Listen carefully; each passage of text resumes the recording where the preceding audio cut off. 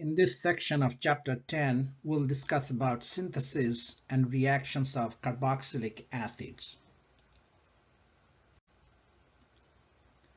Most of these are well-known reactions that we discussed before. Like this is toluene or methylbenzene.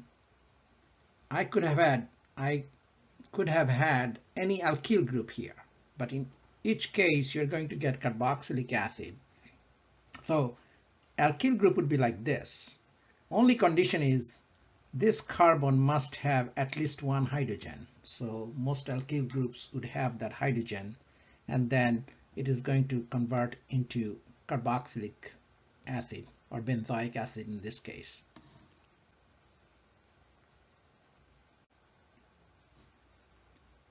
Again, these are all well-known reaction. This is 1 degree alcohol. In case you forgot what 1 degree alcohol is, the carbon that contains the functional group that's attached to one other carbon. So this carbon is 1 degree, and that's why this alcohol is 1 degree alcohol. I left out all the hydrogens. Now chromic oxide is fairly strong oxidizing agent, so that oxidizes 1 degree alcohol to all the way to carboxylic acid. It doesn't stop in the middle, which is aldehyde.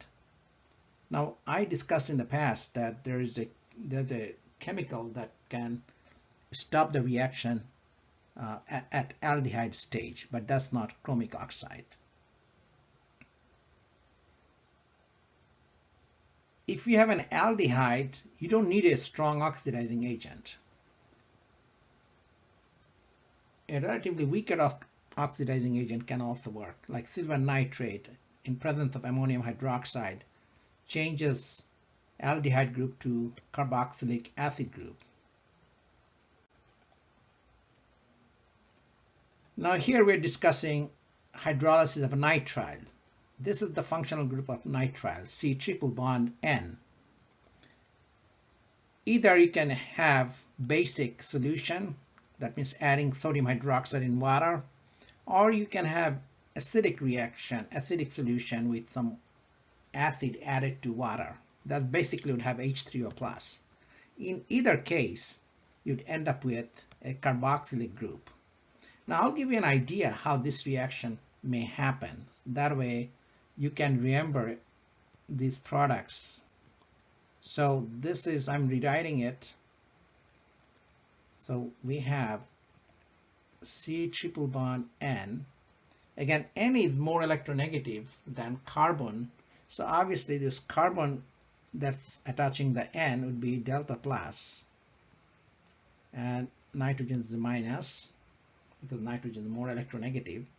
Now let's assume that I have OH minus around. OH minus, that oxygen has lots of these electrons, and it will be attracted to positively charged carbon.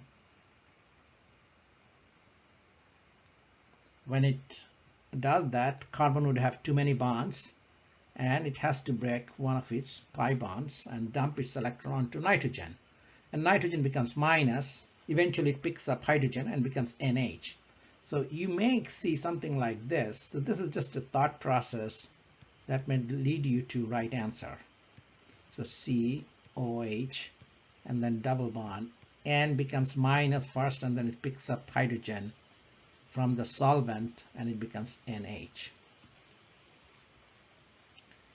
Now again, this carbon is positive, nitrogen is negative, then another OH minus or H2O, depending upon whether you are using H3O plus or not. Okay, now this OH minus again would show attraction for this carbon, and again this double bond this time is going to dump its electron to nitrogen. So now you'd have the second OH. So one OH is already there, the second OH is here, and you'd have now one bond with NH, and it's going to pick up another hydrogen just like before from H3O plus or water, gives NH2. Now the NH2, keep this in mind that it has a pair of electron and it would like to grab hydrogen, and that becomes, let me change the color so that you can follow it better. So it becomes NH3 now. From solvent picks up 1H plus, and now you can see here OH, I can write down O and then H like this, and this pair of electron goes in here.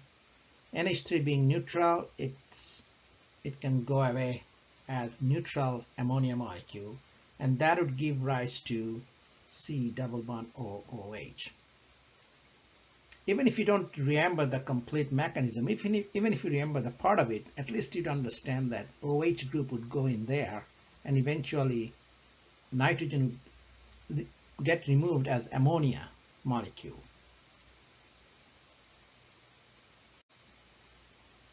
Now, this is an important reaction of Grignard reagent with carbon dioxide.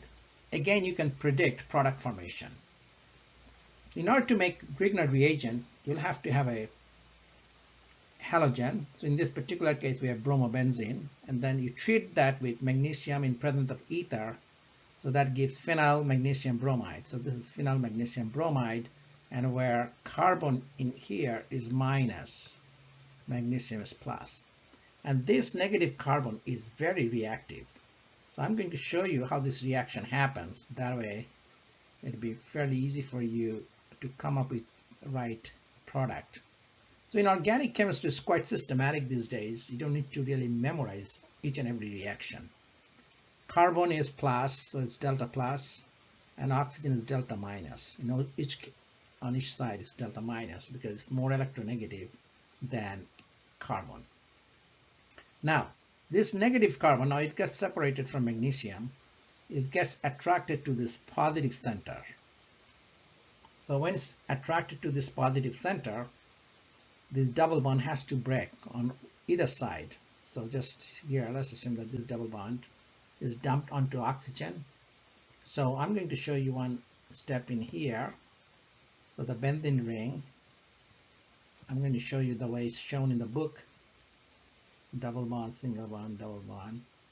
And then this carbon got O minus, then it picks up hydrogen. So that becomes OH. From O minus it becomes OH, and that's the final product you're getting.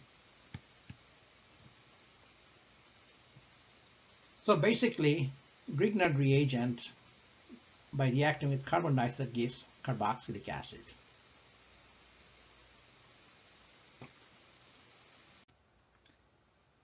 In this slide, we're showing you a substitution reaction where OH minus is substituting Cl from acyl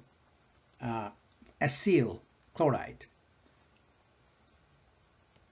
If you don't feel comfortable with R, let's assume that there is ethyl group. So CC and then C double bond O Cl. And then if you have OH minus, again, you can pretty much predict what could be the first step of the reaction. First step would be oxygen with pairs of electrons be attracted to that positively charged carbon. And initially that, remember just before we mentioned this before, let's draw the double bond with the different color. So that's the second bond. When this carbon gets OH, it would exceed, the carbon would exceed 4 bonds. So it has to dump its electron pair onto oxygen, and that's when oxygen becomes minus. Then it would like to get back to its double bond because Cl is a good leaving group. So it's about to leave. So when it leaves, then that new double bond is formed here. So you get C double bond OH.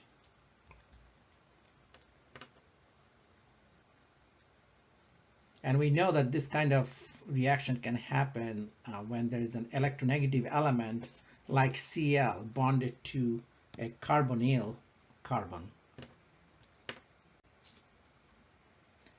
Here we're going to discuss how we can convert carboxylic group into an alcohol in first reaction.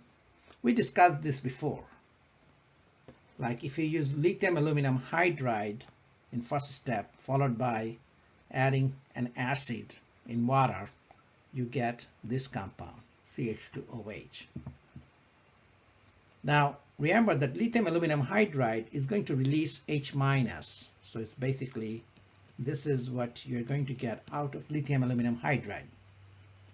But that hydride gets attracted to the carbon, which is positively charged because it's attached to oxygen.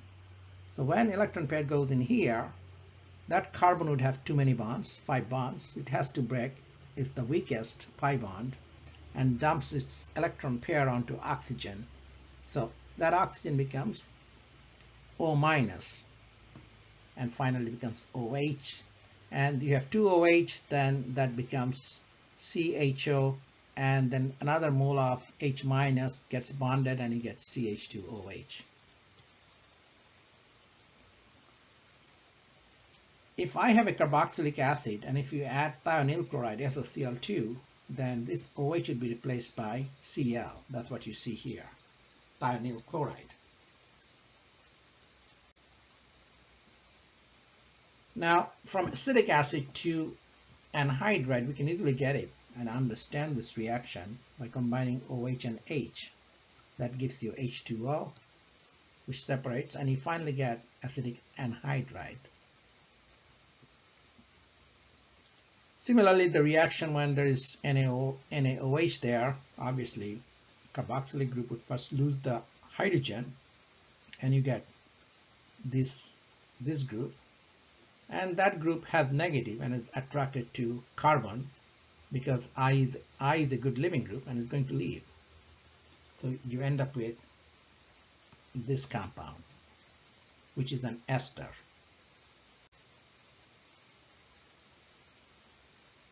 Now, if you have a carboxylic group and alcohol group in presence of an acid, it gives you ester. That's what we're showing you here. Again, you can try to understand this reaction by simply thinking, where does that oxygen of methyl alcohol go? Oxygen is attracted to this, and that would form another OH group here. So 2 OH would eliminate H2O, and eventually you get this. If you work on your own, it'd be really interesting for you to see how this reaction happens. Now, here we're showing you from carboxylic acid, how do I get acid halide? Thionyl chloride replaces OH by Cl. So that's what you're seeing here. Then in presence of water, you can get COOH. In presence of alcohol, you get RCOO and then alkyl group. R often stands for alkyl group. It could be CH3 or C2H5. And then amide, CONH2, where ammonia replaces Cl.